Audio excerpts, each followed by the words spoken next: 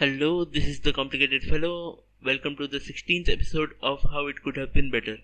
Today I am going to talk about Begum Jaan, a Hindi drama movie released in 2017.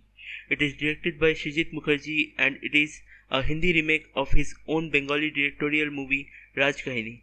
It is starring Vidya Balan, Gauhar Khan, Arun, Naseeruddin Shah and Chunkey Pandey. The movie is poorly received both critically and financially.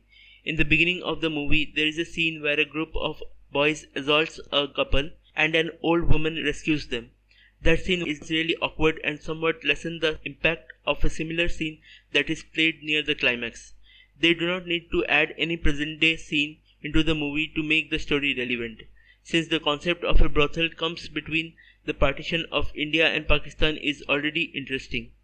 One of the main problems with the movie is that we don't understand the women well.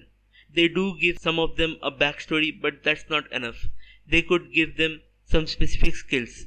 They do show that Begum Jaan can sing well and Amma has the knowledge of myths and history, but more can be added, like one can dance Bharatnatyam, one is good with maths and take care of the expenses, one can write Urdu poetry, one can make delicious foods and drinks, one is very good with knives and daggers, one knows about Ayurveda, one reads newspapers to others. With these attributes added into the characters, the camaraderie between the women would be more fleshed out. There can be a scene added where few women talk about what they would do when they get older. This would show their zest for life.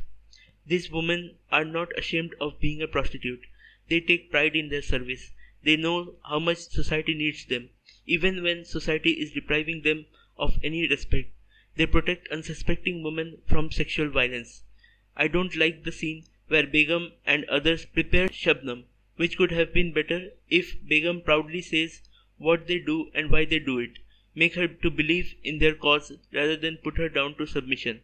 There can be a scene added when the women are training with guns and a man comes to the brothel asking for their service. Begum Jaan refuses him as the women are busy, but he says his wife is pregnant and he does not have sex for months. His fear is that he might sexually assault some innocent woman.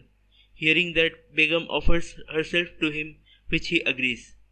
The whole gun shootout scene is not done well. Also, I would like to add a gun battle between the woman and a smaller group of Kabir's men. Even Ladli also participate in that, as she helps her mother to load her gun. But while transferring bullets around, she gets shot and dies. Eventually they win this battle, which gives them a false sense of hope. Gulabo's betrayal does not serve anything significant to the story, but witnessing the death of Ladli could show the changes in her as she wants to live. Kabir also gets desperate after the defeat, so he and Masterji join hands.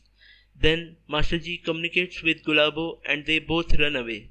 Then on the way, Gulabo divulges to him how they win the fight and what sort of weapons they have.